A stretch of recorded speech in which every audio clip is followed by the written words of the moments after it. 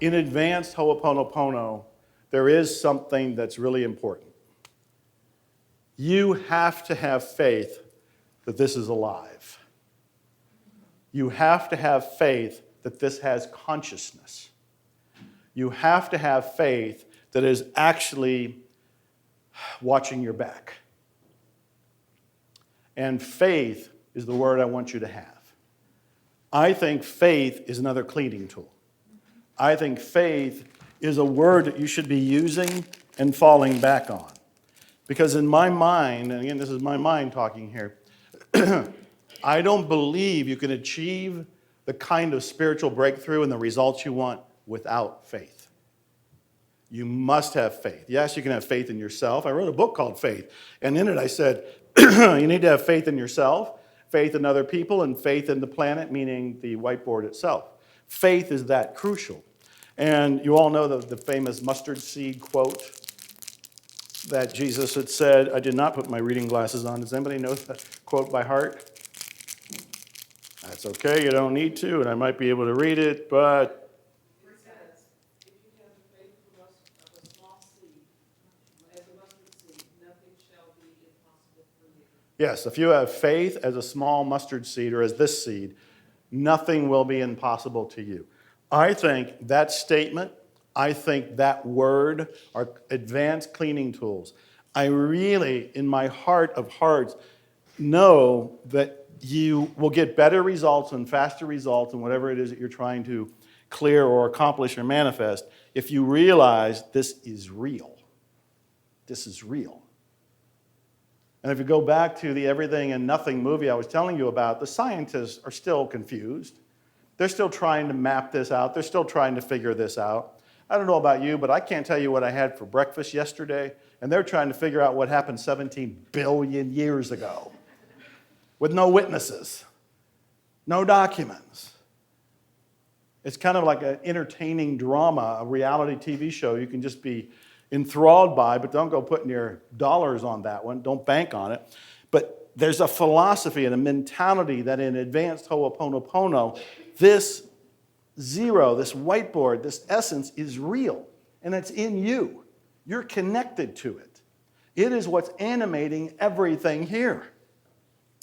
And to help you remember that, I have a mustard seed coin for the attendees. I have 50 of them, so I don't think I have enough for the speakers. But I want to give each one of you one of these. When I'm done, I'll just hand them out to you. And there's the quote that is on here, and there is an actual mustard seed on here. And I carry one all the time. From time to time, depending on who I'm talking to, I'll just reach in and give that to them and say something like, have faith, or have the faith of a mustard seed. And also, there have been presentations where I said, this mustard seed, it doesn't have any doubts.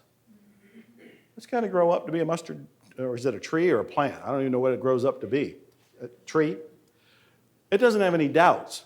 So if you have that kind of clarity, no doubts, total faith, you will be able to achieve advanced hooponopono awakening. So as I'm talking about all this, and I'm saying that there's these four maps of consciousness, remember that hooponopono, basic or advanced, is in the third stage. It is a tool to get you to the fourth stage. It's not the fourth stage. Awakening is a place where, yeah, maybe the M&Ms will help clean you, maybe they won't. In the third stage, when you're practicing basic hooponopono and Dr. Hulen says M&Ms are cleaning tools, everybody rushes to the M&Ms. In the fourth stage, you go, wait a minute, this isn't on my fitness program.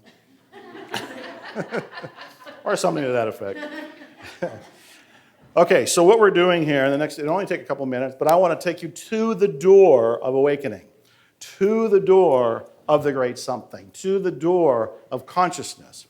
So again, you can leave your eyes open, you can close them, just relax in your chair, you're not going into a trance, you're not going into any sort of deep hypnosis or any sort of deep relaxation. I would just like you to pay attention to your own thoughts. Right now, you have thoughts. We all do. You don't have to judge your thoughts, but notice that you have thoughts. And you can be a witness to your thoughts. You're separate from your thoughts. You can let your thoughts come and go. They just slide through your mind like clouds on the sky.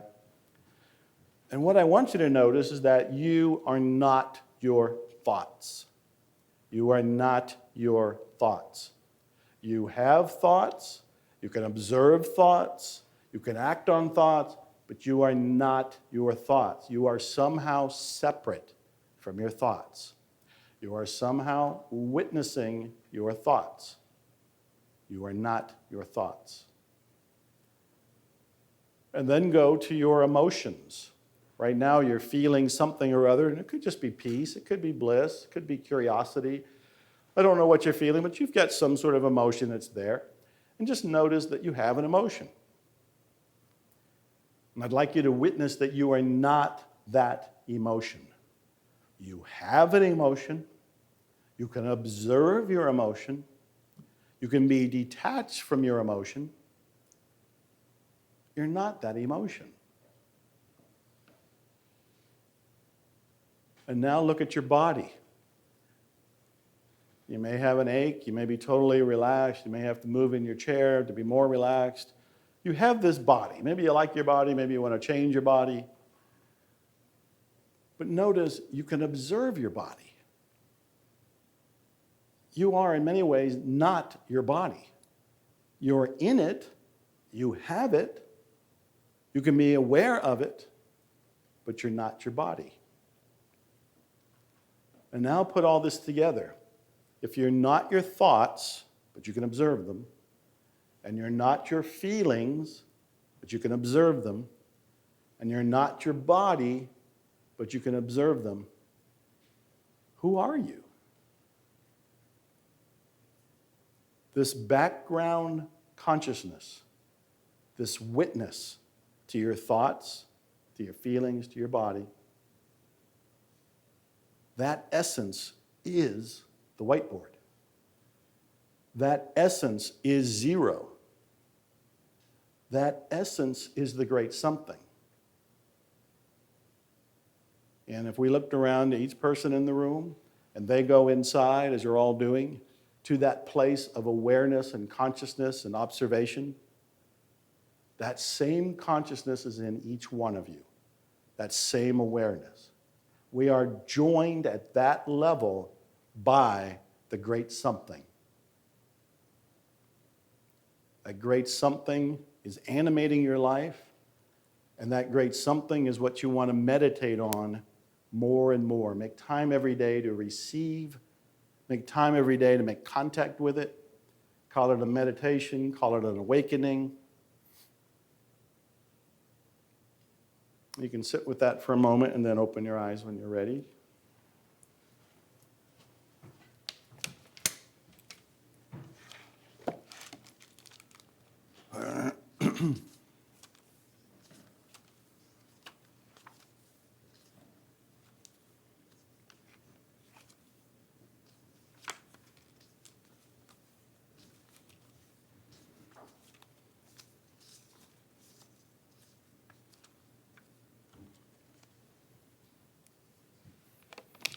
Okay, even though Dr. Hulan has said numerous times, questions are bullshit.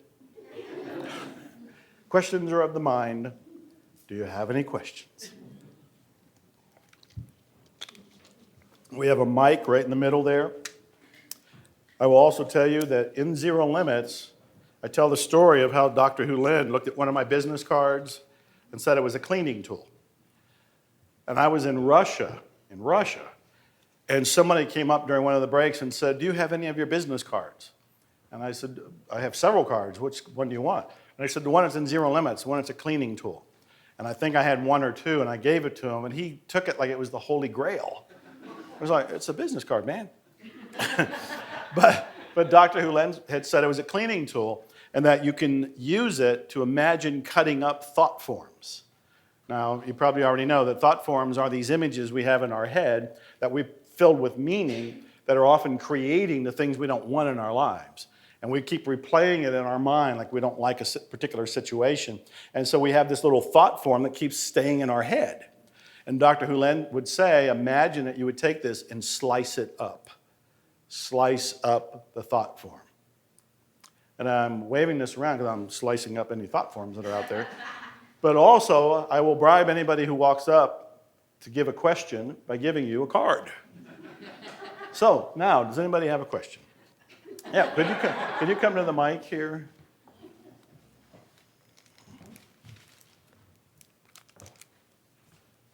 Everything old is new again. Would hooponopono be hypnosis?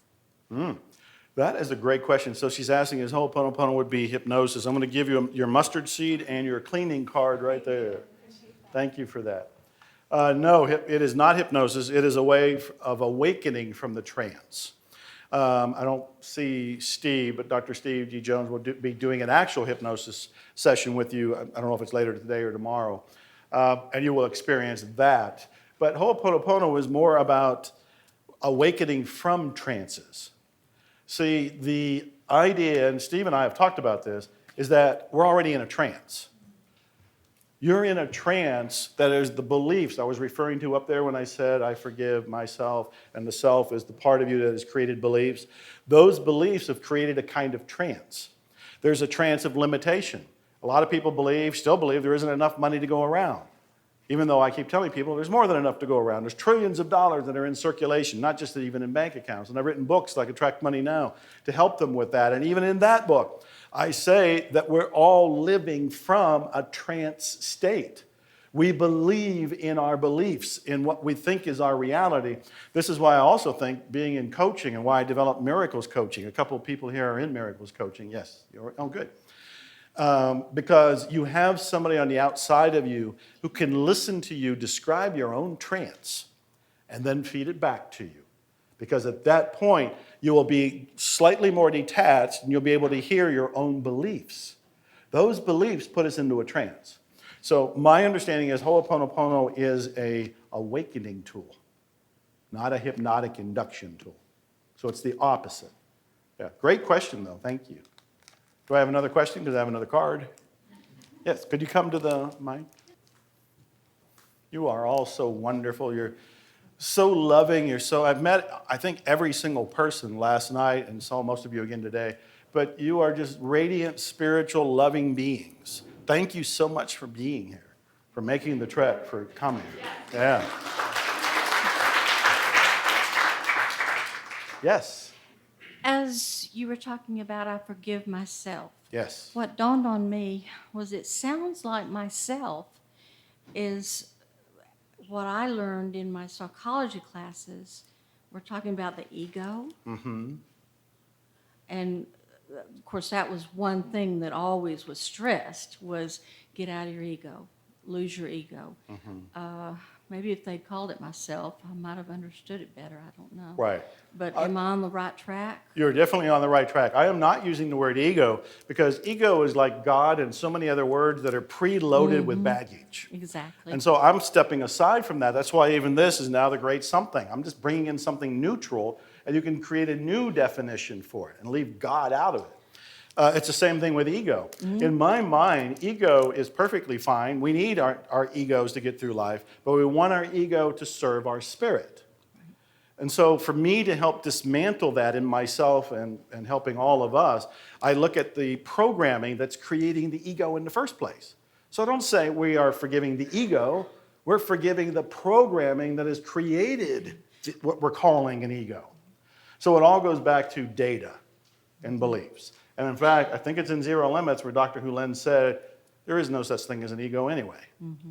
It's a term or Freud came up with. Somebody may have used it before him, but it didn't exist before the 1800s. Mm-hmm.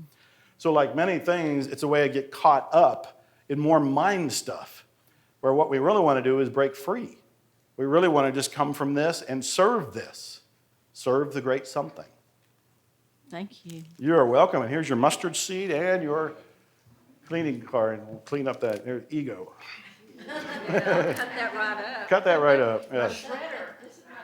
That's what it is. And you had a question, did you?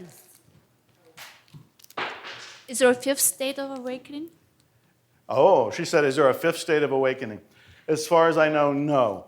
I gave a talk. It was the Miracles Weekend in San Diego years ago, and I told all about the Great Awakening, and I went through the 4 stages, and one person walked up and said, when are you going to start talking about the fifth awakening? And I'm like, I just learned about the fourth, okay? Can I get through that? To my knowledge, no. You know, the only fifth dimension and fifth awakening I know of is Rod Serling in the Twilight Zone. They would say, welcome to the fifth dimension. But as far as I know, no. I'm not going to eliminate it, but thank you for the question. That was a great question. Yes? Thank you. Yes? I had to leave last night early. I'm Brett. Oh, good to see you, Brett. Brett. Thank you. So I have a, when I'm cleaning, say it's with one of my kids and I'm cleaning on myself, it comes to me a lot to try to clean them. Right. And I know that I'm cleaning myself. So I'm curious as your thoughts on, it's just so interesting that I always want to clean them. Yeah. And I've been doing this a while, like quite a while. And I find it, and I know that's my head Yeah. and kind of an old paradigm, but I'm curious on your Well, thoughts about that. It is a very, you're the mother of these kids, right? Yes. Well, that's the mothering instinct. I mean, that's just going to be there. I don't think there's anything wrong with that at all. But I think you want to remind yourself that much like Dr. Hulan, much like any of the other people who have been practicing this, Dr. Mary and other people use this in their counseling, it's not about telling them what to do or doing this for them. It's all about, this is the advanced hooponopono really has to be with the understanding that the only person you clean is you. I remember Dr. Hulan being asked about what about the wars in the world? And he immediately said, I'm responsible for that. I'm cleaning on that. So there was no exception. There was no saying, well, I'm clean on most things, but every now and then I got to do it on you or I got to do it on my kid. No, you're doing it on yourself. This does not eliminate. If you're inspired to do something, which is another thing I asked Dr. Hulan at one point, I said, even though you're cleaning on a problem, if you receive inspiration to do something about the problem, I didn't even finish my sentence, and he said, oh, jump on it, do it. Divinity is telling you or offering you what to do. So even over this weekend, you're going to be hearing about flower remedies and some forgiveness techniques. You're going to be giving crystals. Do you know there's a science fiction project going on up here? There are gongs up there. There's some sort of grid. There's a spiritual infusing of crystals. I haven't even been up there. I'm afraid to go up. But Harry has been working on it all last night. You're going to be given more tools. And Marissa is going to be talking about the oil. She's back there. She's going to be talking. There's more tools that you may be inspired out of cleaning on yourself to do for your child. You know, I just had that today. It was like all of a sudden I saw their whiteboard, which was really cool. Oh, cool. Like I had a visual of, I've always worked with mine, but I Right. had a visual of theirs and it was so cool. Well, it's interesting. Like- Was there anything on theirs? Yes. Okay. You know, but which I thought was really cool because, I mean, I don't know what it all is, but I But saw here's what it is. It's your whiteboard. It's my whiteboard, right? That's right. It's not theirs. It's you saw it. Right. It's your whiteboard. Yes. And there was Got something. it. You take the eraser. I was going to pick up an eraser. You just take the eraser and erase what you're seeing. Because Yes. you're not seeing theirs. Right, I'm seeing mine. Yeah, beautiful insight. There you go. Great questions. Thank you for sharing that. Yeah. Yes, sir. You go to the mic, please. Thank you. Hey, Joe, question for you. For me. Since Who were the other questions for? If it's for me? Who was supposed to be asking? are you using a full-time, all the time, Ho'oponopono? And if answer is yes, what is your vision, future vision? You know, what scale is your vision or plan to take this to the world? Oh, well, here you go. You're not even going to wait for my answer? You're just going to sit down? No, that's all right. I have no idea and no vision. This is the thing that I keep finding out. The more you clean, the more you get in the moment, the more you worry less about the future. I am a horrible visionary. I remember way back, and I'm cleaning on my own statement, so I know what I'm saying as I'm saying it here. But way back when the internet was first starting up, and I was writing articles for a magazine in Houston, DBA magazine in Houston. And NASA invited me to go to their space headquarters to have a tour of the internet. And I thought, well, how cool is this? And I'll be one of the first to write about it. So I went to NASA. And I walked into this big room with a bunch of NASA scientists in suits, and they had a great big computer on a desk, and they had the globe on the computer, and they said, by looking at this computer, we can see the weather in Africa. And I almost laughed. It was like, why would you want to know the weather in Africa? They don't even know the weather here, you know? If I want to know the weather, I look out the window. And so I came back and I wrote this article about how the internet was a joke, how you couldn't make any money on it. And that article still circulates. Comes back to haunt me every now and then. And another time, Mark Joyner, a famous marketer, he wrote to me, this is back in the late 90s, he wrote to me for 2 years. And he kept saying, ebooks are going to be really huge on the internet. He says, give me a book of yours, I'll turn it into an ebook and I'll sell it. And I thought, man, nobody's going to buy an ebook. Ebooks, it's just a joke. Everybody wants real books, right? We want real books. I'm a bookaholic, I'm a book nerd, I want the book. So after 2 years, I just to shut him up, I gave him a little book called Hypnotic Writing that I used to sell in the back of the room at talks. And he put up a website. He sent some traffic to it. And next morning I woke up and I thought, oh my God, I've been spammed. There's 600 emails here. And they were receipts for orders of my book online. And I wrote to Mark and said, what else do you want? Anything you want. So I can't predict the future. But even more importantly, from the zero limits or advanced Ho'opono standpoint, we want to be so much in the moment that we're not worried about the future. Now, out of that moment, out of that cleansing, there may be something that surfaces as the next big idea. And I'll get excited about that. From time to time, that'll happen. Even in thinking about this, and like waking up 1:30 in the morning and listening to Peacock's Mate and Scream for Help and writing down these 3 things, I started to think, well, maybe there's a 3rd book about Ho'oponopono. I wrote Zero Limits, I wrote At Zero, but maybe because of all this, there may be a 3rd book. I don't know that right now, but that's how it evolves in me. So I will keep doing Ho'oponopono. I will keep doing anything else that comes to me that is a cleansing tool that helps me help myself and by extension help others. But that was a long answer, but that was a great question.